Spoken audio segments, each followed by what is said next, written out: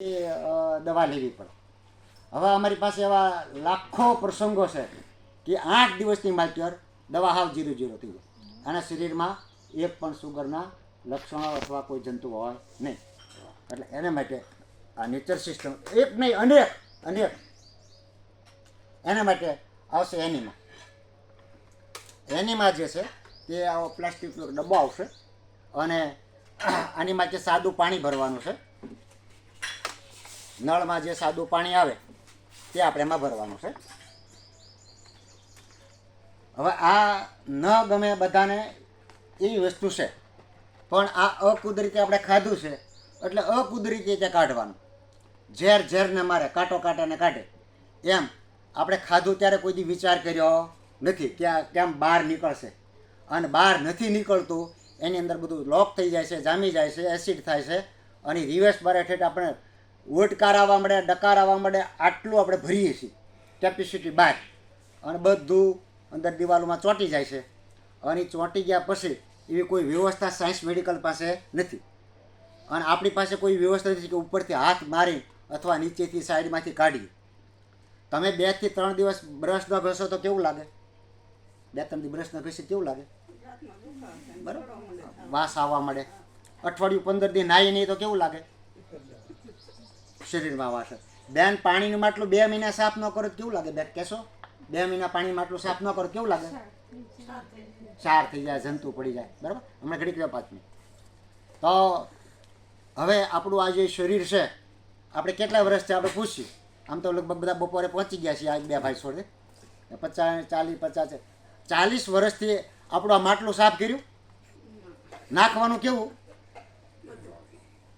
ઊંટ મૂકે આંકડો અને બકરી મૂકે કાંકડો. જે આવ્યું સ્વાહા, જે આવ્યું સ્વાહા. તો આ ભગવાને શરીરને રચના એવી બનાવી છે તો એ બધું ધક્કાગાડીથી હાલે છે. બાકી આમાં પાચન થતું નથી. રોગ એના છે. તો હવે રોગ જે છે એ કેટલામાં છે? આટલામાં. આપણું જે આંતરડું છે આ આપણું મેન એન્જિન છે. હવે આમાં જે રોગ છે તો આને શાંતિ કરવાનું છે. હવે સાદો પાણી ભરવાનું, સાદું કંઈ ગરમ કરવાનું કે માટે કંઈ કેમિકલ એવું કોઈ વસ્તુ નથી કરવાની. સાદું નળમાં જે પાણી આવતું ગાળીને ભરશું અને આને કોક અહીંયા નીચે આવે ચાલુ કરી દેવાનું. એટલે કોક ચાલુ કરી દઈશું એટલે પહેલાં હવા નીકળી જશે, પછી પાણી આવશે. પાણી આવ્યા પછી લેટ્રિન સવારે ગયા પછી લેટ્રિન માર્ગમાં આટલું ચડાવી દેવાનું છે. અને અહીંયા સુધી તમે ચડાવો તો કોઈ તકલીફ નથી. પહેલાં 2.5 ફૂટની લાંબી પાઇપ આવતી, આટલી મેં મારા શરીરમાં ચડાવેલી છે. કારણ કે મેં બધી અખતરા બહુ કર્યા, બહુ ટ્રાયું કરી બધી.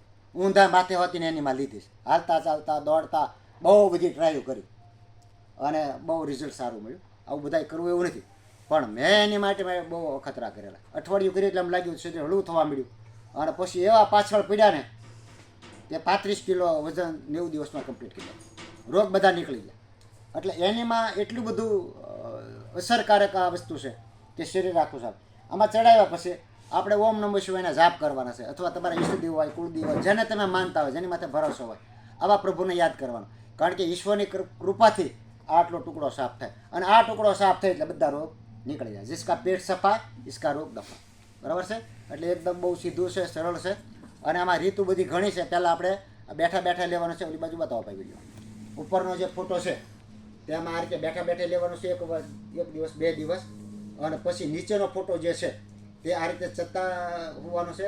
પછી ડાબે પડકે જમણે પડકે.